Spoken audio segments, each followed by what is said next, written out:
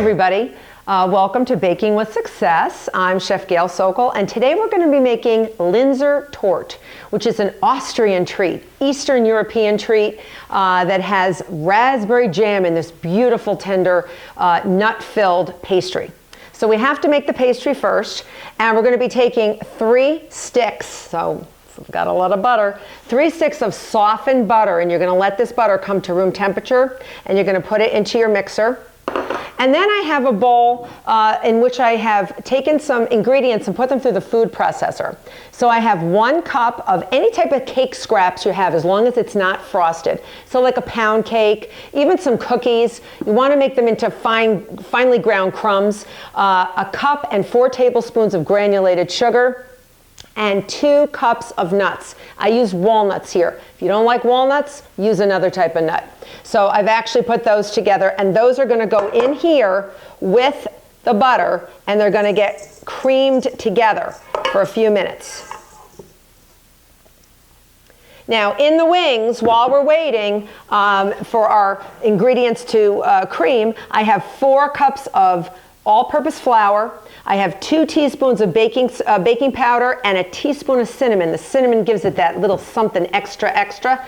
And I'm going to whisk that together. And make sure you get all your ingredients whisked, or your baking powder will not be evenly distributed and your cinnamon won't be evenly distributed. Okay, so I've just whisked that together.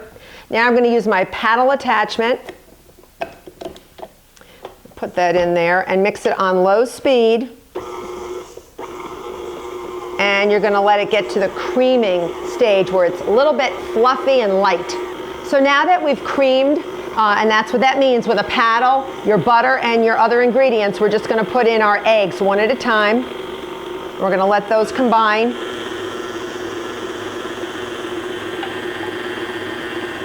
And once your eggs are in there, you're going to take your dry ingredients, and you're going to do this on low speed, or you're going to be wearing your dough on you. So you don't want to do that. So put it on low speed. And just slowly add your dry ingredients until a dough forms. All right, you can see all my dry ingredients are mixed in, and it looks sort of like Play-Doh. It's really not something I want to roll out and make a crust yet. It needs to firm up to get the way the butter was when it was refrigerated. So I'm gonna wrap this in plastic wrap and let it chill in the refrigerator. So I've gotten my dough on top of large sheet of plastic wrap, and I'm gonna wrap it pretty tight. Doesn't have to be in any particular shape, but once you wrap it, flip it over and try to get it into a disc, like a flattened rectangular disc.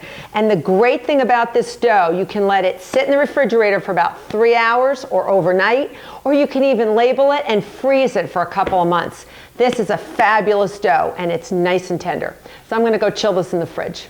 Now, you can see I have taken about maybe 1/3 to 1/2 of the dough, and I've crumbled it, our chilled dough, and I'm pressing it on the bottom and up 3/4 of the sides of a false bottom 10-inch tart pan. And I've also preheated my oven to 325. It's very important, but you do have time because it's going to take time to form it.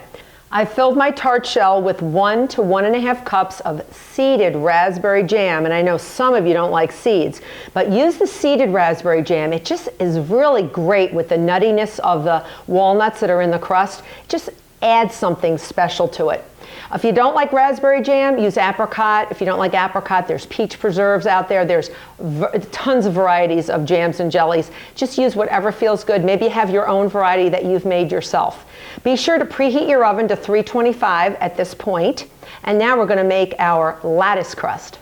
I'm rolling out the remainder of my dough to a rectangle that's probably about 1/4 inch thick. And it doesn't matter the dimensions as long as this tart pan, which is a 10-inch diameter, this rectangle is at least 10 inches, so that the strips will go straight across and reach end to end of your tart shell.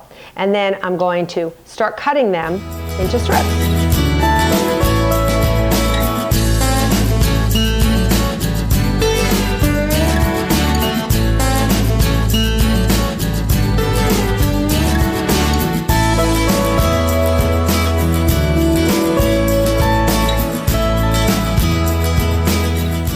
As you can see, I've put 5 strips of dough across, evenly spaced, and then I rotated my tart about 45-degree angle and put another 5 strips across. So it's basically a lattice top, but you can see these beautiful jeweled raspberry holes in there, and those are going to be beautiful. And you're going to put this in an oven at 325 right now to bake it between 40 and 50 minutes. And it may take a little bit longer. You want the tart or the torte to get nice and golden brown, and you want that jam to be bubbly.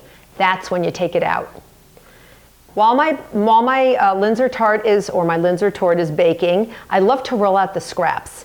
I don't want to waste anything about this dough. It's too good to waste. So make cookies. So I have some round fluted cookie cutters, and I'm going to make mini Linzers. So I rolled them in a little bit of flour. So I went like that so I could flour them.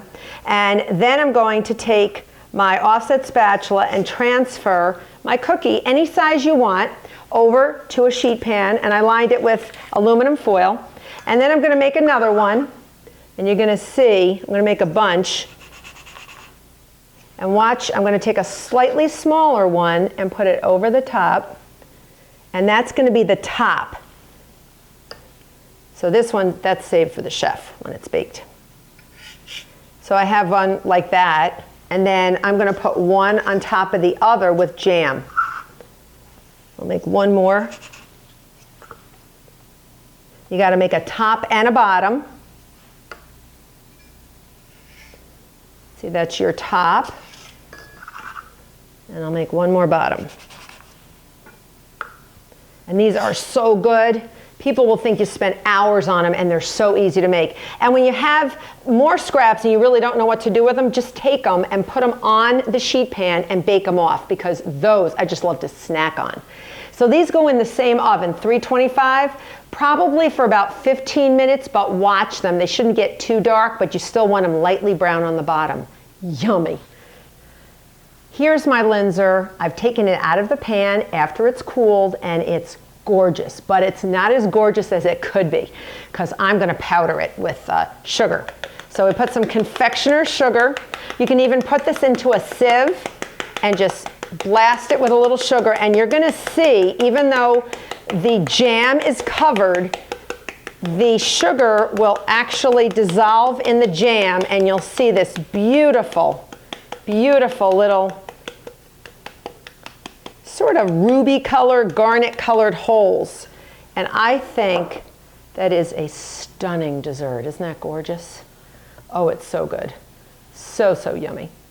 In order to make my baby Linzers, which look beautiful, I am going to sugar the tops first, because I don't want the jam to get sugared, and then we won't see it as well. So I'm going to sugar those up. Again, put a little confectioner's sugar through a sieve and just blast them till they're covered. And then I'm going to take the same type of jam that I used in my big Mommy Linzer, and I'm just going to spread it out. I would say a heaping teaspoon. You don't want to do too much. And then take an offset spatula and just spread it. If you feel like you need a little more, you can put a little more on. Do one more. These make lovely gifts. These are delicious for anybody as a surprise, anything. They don't look like leftovers to me. They really don't. Look how spectacular these baby Linzers are. I just want to thank you for joining me. Look up my YouTube channel and see some of the other videos I've done. Until next time, I am baking with success, and I'm Chef Gail Sokol.